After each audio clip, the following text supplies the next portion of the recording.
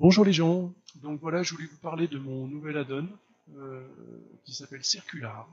Donc une fois installé, vous allez dans la clé molette et vous trouverez sous Add Modifier ici, tac, Circular. Alors Circular propose 4 paramètres, donc nombre, c'est le nombre d'objets qui vont faire partie du cercle, parce que c'est un cercle en fait.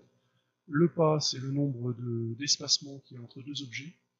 Et le degré, bah, c'est le nombre d'inclinaisons. Et l'axe, ben, vous aurez deviné, c'est l'axe. Voilà. Donc ici, par exemple, si je change rien, 10 degrés sur 36 cubes, si je les fais tourner 10 degrés en les espaçant de 2, ben, ça fait un cercle parfait, parce que 10 degrés fois 36, ça fait 360 degrés. Donc voilà, hop, c'est parti. Normalement, il faut sélectionner bien sûr le cube. Et voilà, tac, nous avons notre forme. Alors bien sûr, une fois obtenu cet objet, vous pouvez tout joindre pour en faire un seul, hein, avec le CTRL J, comme d'habitude. Donc bien sûr, on peut changer l'axe, et là vous allez voir quelque chose de pas banal, ça va pas du tout tourner comme on s'attendrait. Bien sûr, il faut sélectionner bien sûr à chaque fois. Voilà, ça tourne en fait dans le sens des X. Hein. Ça fait pas un cercle là dans ce sens-là. Pourquoi?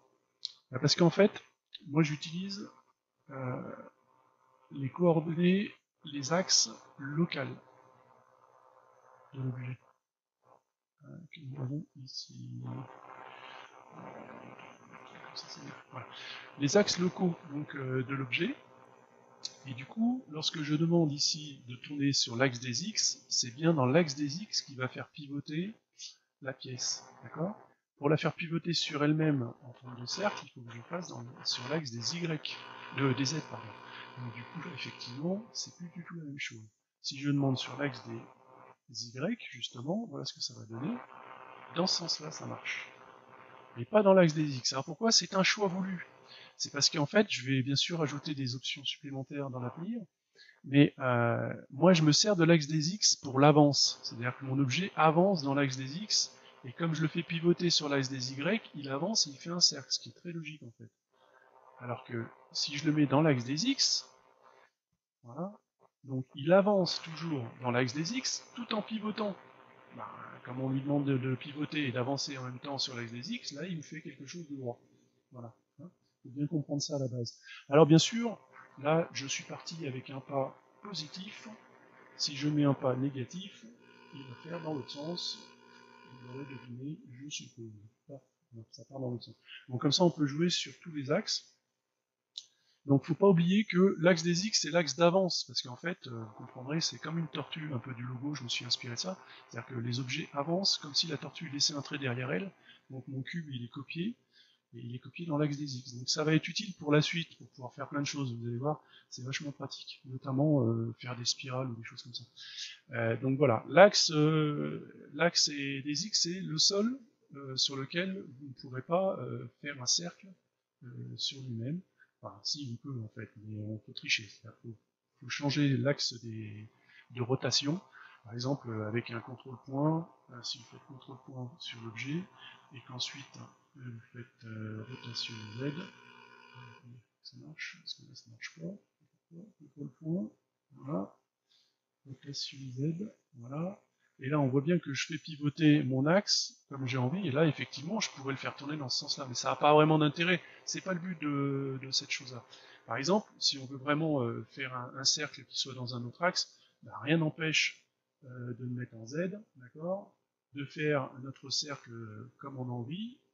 Donc voilà, si je veux le faire changer d'axe, bien sûr, mon cercle, il suffit que je fasse ça, et puis ensuite que je fasse pivoter l'ensemble. Voilà. Il suffit de faire CTRL-J pour joindre tout l'ensemble comme un objet, et de faire ensuite une rotation X pour le pivoter dans le sens qu'on veut. Parce qu'en fait, on fabrique un objet pour ensuite le disposer comme on veut. Voilà. Donc sinon, autre chose à savoir, ça marche avec tous les objets. C'est-à-dire, si je veux changer par un autre objet, même des objets qu'on fabrique nous-mêmes, hein. Bon là je vais prendre Suzanne, voilà, si je le laisse, donc on va mettre que 10 Suzanne, espacés de 4, ils sont un peu plus espacés chacun, avec le degré 30 par exemple, on va voir ce que ça va donner, tac, ça me donne ça, voilà. Alors 30, le fait d'avoir un angle plus serré fait un plus petit cercle, bien sûr. Bon là, on a tous nos Suzanne qui se regardent. Voilà. Et si je voulais qu'elle se fasse la gueule, c'est-à-dire qu'elle ne se regarde pas, à ce moment-là, il faudrait que je change le degré en moins 30 par exemple. Moins 30 degrés, ça devrait les faire se retourner dans l'autre sens. Voilà, c'est ça.